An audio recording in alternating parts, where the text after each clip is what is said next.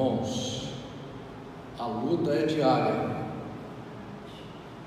e nós, infelizmente, não temos poder sobre o nosso dia, sobre a nossa vida, nem sobre o nosso futuro. Precisamos de entregar as nossas vidas para Deus e lutar todos os dias, lutar com Deus, para que a gente possa aceitar o projeto dele, aceitar a ação de Deus sobre a nossa vida. O que eu mais vejo por aí é crente murmurando, crente reclamando, e muitas vezes as pessoas falam que quanto mais ela busca Deus, mais o diabo ataca elas. Isso é um perigo, irmãos, a gente ficar com esses pensamentos, porque Deus não gosta de murmurador, porque o murmurador ele é um ingrato. O murmurador ele não aceita o projeto de Deus. Ele é igual criança, aquela criança que só fica pedindo as coisas. Ela só quer ganhar e não quer fazer nada, E nós temos que ser gratos a Deus, não importa a situação pela qual estamos passando ou vivendo, porque muitas coisas que nós colhemos são coisas que nós plantamos, E às vezes a situação se dificulta para o nosso lado por causa de atitudes criadas por nós mesmos. E a gente tem que compreender isso. Por isso que o apóstolo Paulo diz que na tribulação a gente tem que ter paciência, porque a paciência vai gerar experiência.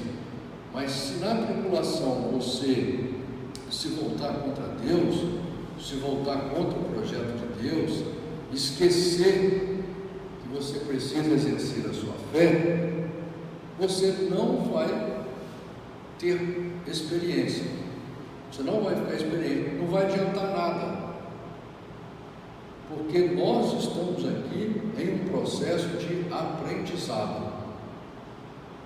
A gente vê tragédias acontecendo aí pelo mundo, jovens inteligentes, bonitos, às vezes fala, mas o cidadão está nessa situação aí porque ele perdeu o pai quando era criança, porque ele morava numa favela, porque ele foi mal influenciado.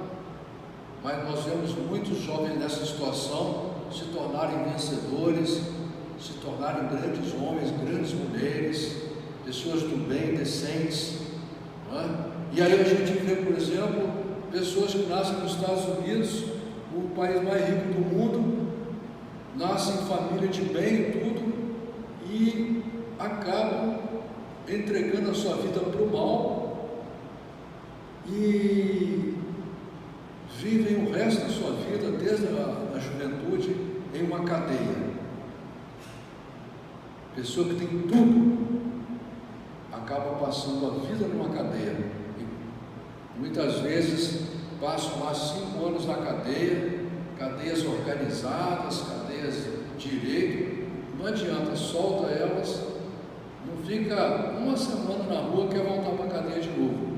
Então, ou seja, são pessoas que não têm temor, não compreendem o projeto de Deus, que há um projeto.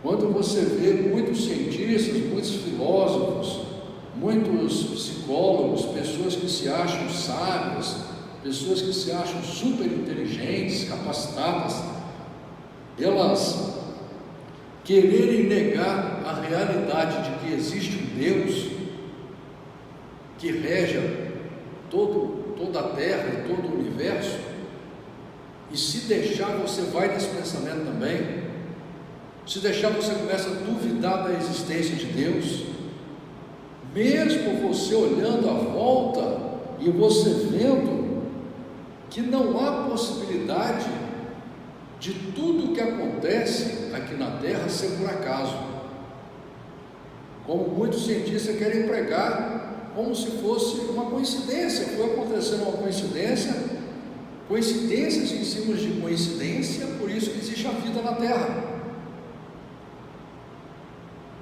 E às vezes você, por falta de força, por falta de vontade, por falta de tomar decisões, de compreender que Deus um dia te chamou, que Deus um dia te deu uma oportunidade de conhecer o projeto dele, Deus te deu a oportunidade de você ser educado, ser transformado, de você mudar a pessoa que você é, não é? A pessoa que tentaram fazer, porque, irmãos, até tem uma coisa interessante, a crueldade da sociedade.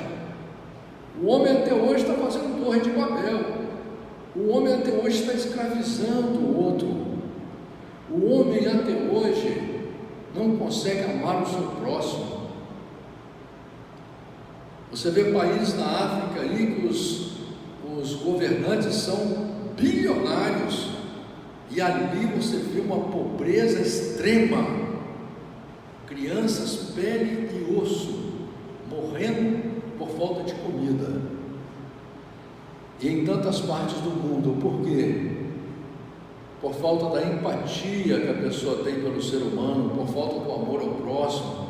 E se deixar, você começa também a achar que você não é importante. Quando você não reconhece o projeto de Deus, você começa a dizer que você não é importante, que você é apenas um animal que vai comer, beber, dormir, fazer algumas poucas coisas, porque você também é proibido de fazer tudo, ninguém é livre aqui na terra para fazer tudo, não é? Você vai acabar enganando você uma vida inteira em busca de migalhas para satisfazer o prazer do seu corpo, o prazer do seu coração enganoso, e não vai chegar a lugar nenhum, cara. É muito mais inteligente você assumir que existe um Deus, assumir que existe um projeto, que você tem que lutar para pertencer a Ele, e lutar, porque hoje em dia ninguém é bobo mais.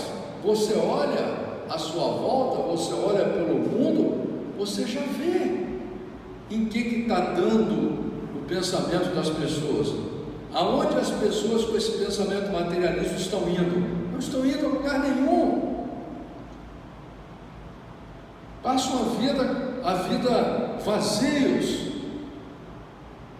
tirando a beleza da vida dos outros ainda, e você querendo ser feliz, você planejando ser feliz, mas você está vendo que o projeto do homem aí não deu certo, não vai dar certo,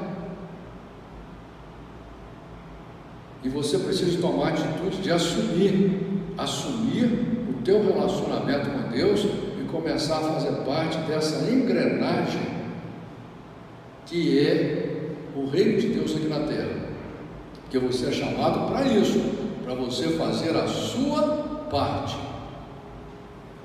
Eu prego para as pessoas que não tem como você chegar a Deus a não ser pela palavra de Deus, a não ser pela Bíblia. Não tem como você ser transformado, você mudar de verdade sem ser pela Bíblia, e as pessoas não conseguem ler a Bíblia.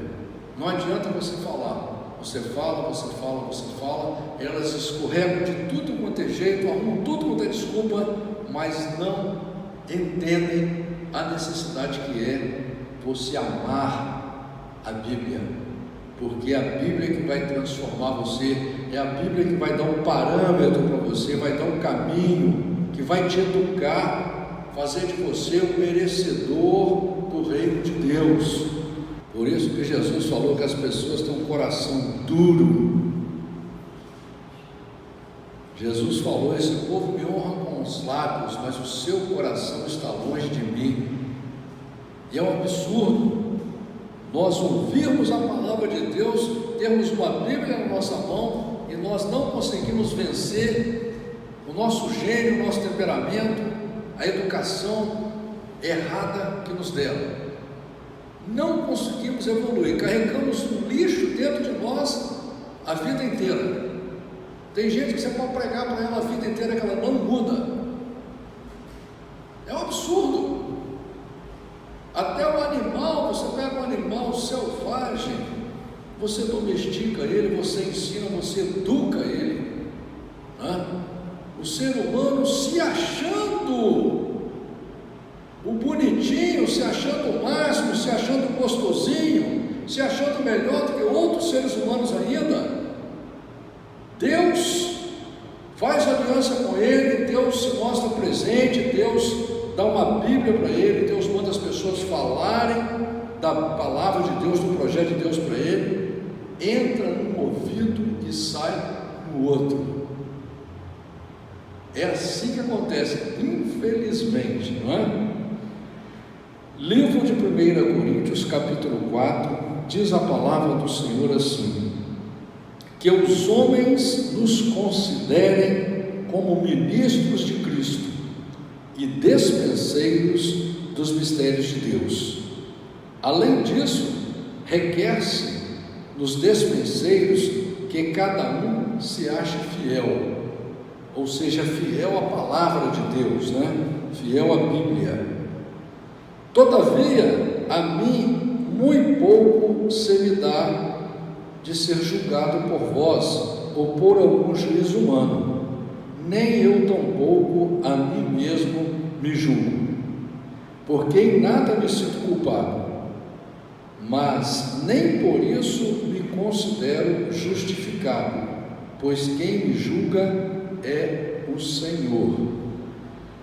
O apóstolo Paulo aqui, ele faz uma citação do livro de Provérbios, capítulo 21, versículo 12, que diz que é o Senhor que sonda os nossos corações. Portanto, nada julgueis antes de tempo, até que o Senhor venha, o qual também trará à luz as coisas ocultas das trevas e manifestará os desígnios dos corações, e então cada um receberá de Deus o louvor. E eu, irmãos, apliquei essas coisas por semelhança a mim e a Apolo, por amor de vós, para que em nós aprendais a não ir além do que está escrito, não vos ensoberbecendo a favor de um contra outro. Aqui, inclusive, o apóstolo Paulo, ele cita, que está escrito ali no livro de Romanos, no capítulo 12, versículo 3, né? E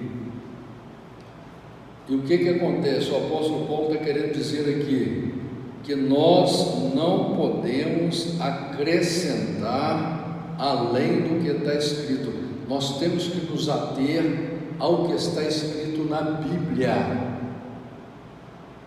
Quando a Bíblia quis dizer a data, a Bíblia disse. Quando a Bíblia quis dizer o ano, ela disse. Quando a Bíblia quis dizer o nome da pessoa, ela disse. Quando ela não quis, ela não disse. Nós temos que nos ater ao que Deus escreveu e não ficar com essa história de querer achar que somos melhor do que alguém, nos ensoberbecermos, né?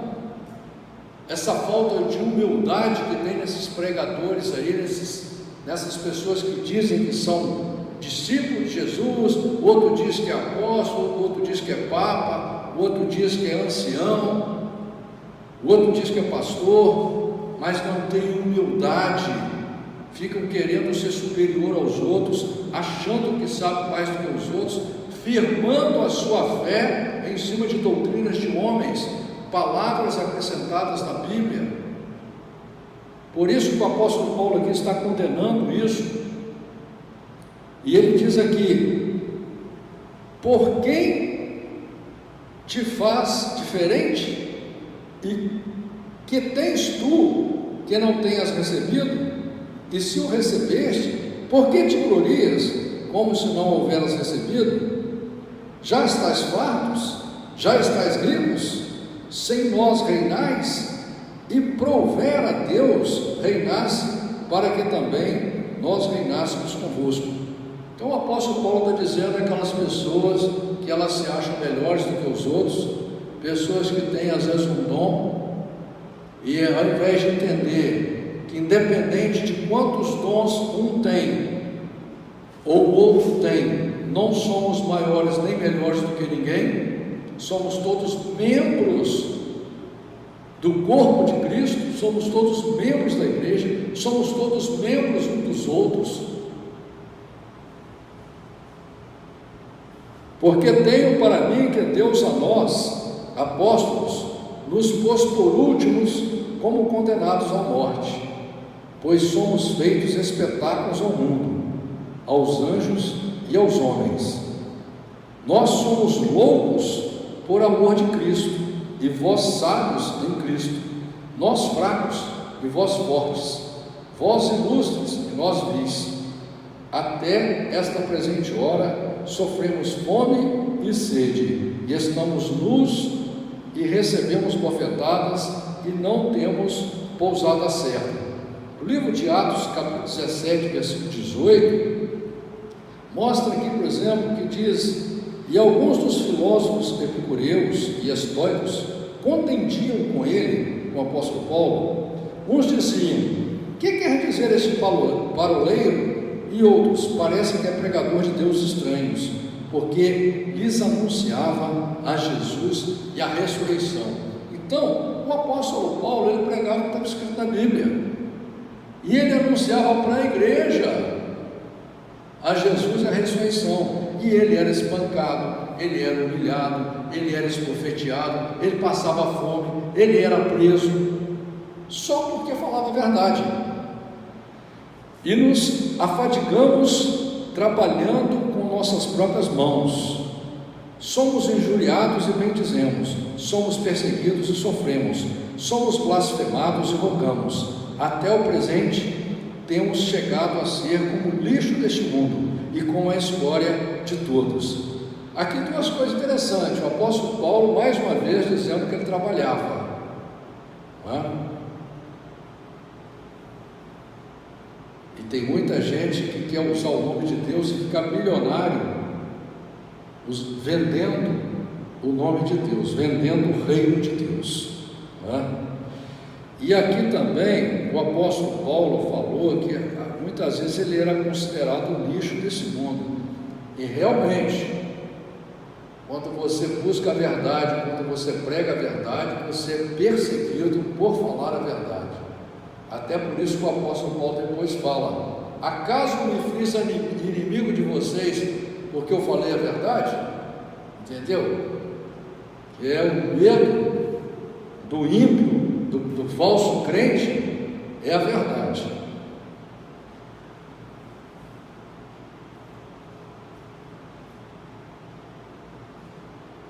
Não escreva essas coisas para vos envergonhar, mas admoesto-vos como meus filhos amados, porque ainda que tivesseis 10.000 aios em Cristo, não terias contudo muitos pais. Aqui a palavra aios quer dizer professores, pregadores, tutores, porque eu pelo Evangelho vos gerei em Jesus Cristo. Admoesto-vos, portanto, a que sejais meus imitadores. Por esta causa vos mandei Timóteo, que é meu filho amado e fiel no Senhor, o qual vos lembrará os meus caminhos em Cristo, como por toda a parte ensino em cada igreja. Mas alguns andam inchados, como se eu não houvesse de ir ter convosco, mas em breve irei ter convosco, se o Senhor quiser, e então conhecerei, não as palavras dos que andam inchados, mas a virtude, porque o reino de Deus não consiste em palavras, mas em virtude. Que quereis? Irei ter convosco com vara ou com amor e espírito de mansidão?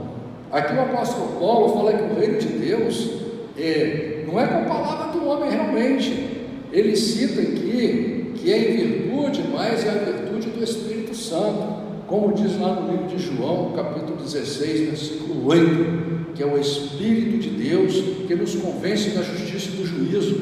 Então, uma pessoa que está pregando, que se diz discípulo, que se diz crente, que se diz cristão, que se diz representante de Cristo, ela não pode ser soberba, ela não pode se achar melhor do que ninguém, ela não pode ser inchada, como o apóstolo Paulo estava falando aqui. Ela tem que ser humilde, porque Jesus deixou claro isso. Jesus lavou o pé dos seus discípulos, não é? E tem gente que quer tomar vinho em cálice de ouro, sentar em cadeira de ouro, não é? Construída com o dinheiro do pobre, e achar que está representando Deus aqui na terra. Essa pessoa não tem o Espírito de Deus. Capítulo 5. Geralmente se ouve que há entre vós fornicação, e fornicação tal que nem ainda entre os gentios, como é haver quem abuse da mulher de seu pai. Olha, aqui por exemplo, há uma coisa absurda acontecendo nessa igreja, na igreja de Corinto, que deveria ter alguém importante ali, alguém famoso, alguém poderoso, porque essa pessoa, ela estava cometendo imoralidades, né, com a mulher do seu pai, talvez com a madrasta, né? E lá no livro de Levíticos, capítulo 18, versículo 8, a palavra de Deus já dizia, a gente pode até dar uma olhada aqui, livro de Levíticos,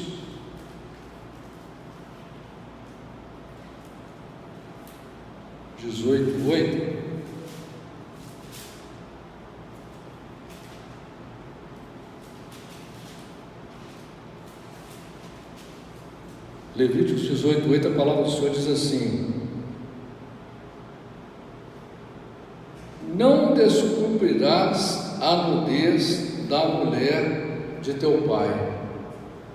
Então, quando você lê as leis de Levíticos, você vê que há uma série de regras importantíssimas, como não descobrir a nudez da irmã, da mãe, do pai, e é uma coisa muito importante. Com certeza essa lei é uma lei perfeita, uma lei que inclusive está dentro do coração da gente. E na igreja, imagina a igreja permitindo esse tipo de coisa, como diz no livro de Deuteronômio, capítulo 22, versículo 30. Também quero ler aqui Deuteronômio 22, 30, que diz a palavra do Senhor assim: nenhum homem tomará a mulher de seu pai, nem descobrirá a auréola de seu pai. Então, irmãos, isso aqui é uma coisa que faz parte do projeto do ser humano, que é respeitar a mulher dos outros, respeitar a sexualidade das pessoas que fazem parte da sua família. E hoje nós vemos muitas novelas cometendo o absurdo de ensinar para os jovens, né? Tio tendo relação com sobrinha, avô tendo relação com neta, coisas do inferno, coisas absurdas que jamais poderia passar isso numa televisão, incentivando as pessoas a fazerem isso. Isso já vem de tempos antigos, irmãos. Não podemos esquecer que Sodoma e Gomorra chegou a um ponto de degradação sexual tão grande que quando aqueles dois anjos vêm na casa de Ló para avisar a eles sobre a destruição que ia acontecer, veio mulher, criança, homem, todo mundo querendo ter relações sexuais à força com aqueles anjos, ou seja, estuprar, entendeu? Então chegou a esse ponto de você não poder nem andar na rua, que inclusive é o que o comunismo prega no mundo inteiro, né? A degradação da família. Nós não podemos concordar com isso, a igreja não pode concordar com isso. A igreja é lugar do pecador, sim, mas o pecador, ele para subir no altar, ele tem que se converter. Ele, para vir aqui no altar, para ele falar em nome de Jesus, para ele ser professor, ele tem que se converter.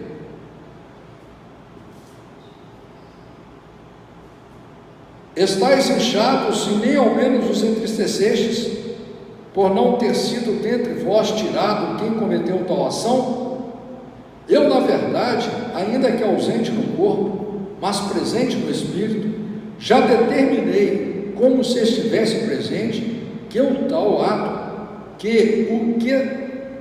que tal ato praticou, em nome de nosso Senhor Jesus Cristo, juntos, vós, o meu espírito, pelo poder do nosso Senhor Jesus Cristo, seja entregue a Satanás para a destruição da carne, para que o espírito seja salvo no dia do Senhor Jesus.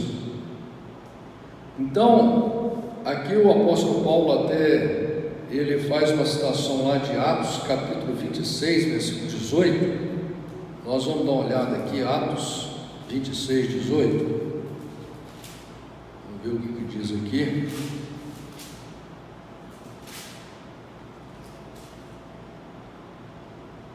Diz assim: para lhes abrir os olhos e das trevas os converteres à luz, e do poder de Satanás a Deus, a fim de que recebam a remissão dos pecados e sorte entre os santificados pela fé. Não é boa a vossa jactância, não sabeis que um pouco de fermento faz levedar toda a massa?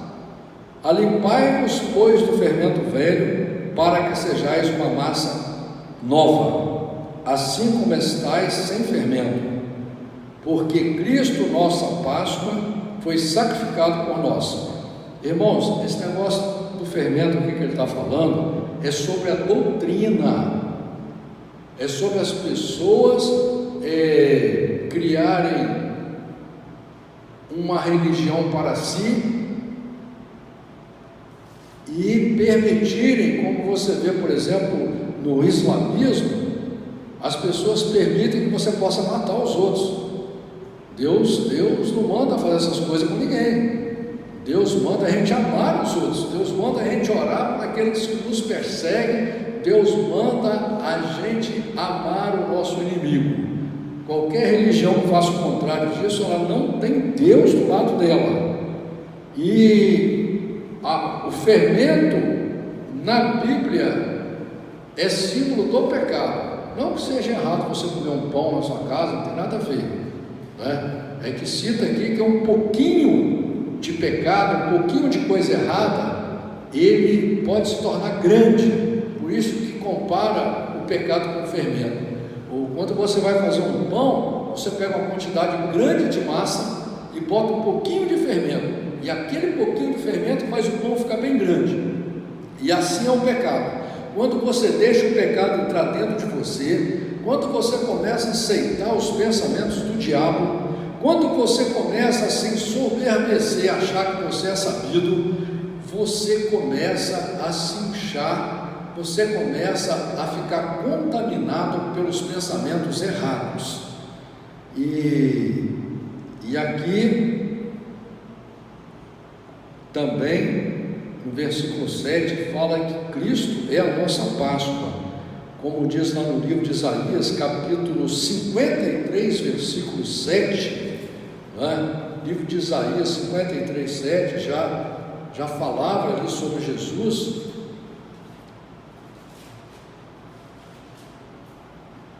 que dizia aqui, ele foi oprimido, mas não abriu a boca, como um cordeiro foi levado ao matadouro, e como a ovelha muda perante aos tosqueadores, ele não abriu a boca.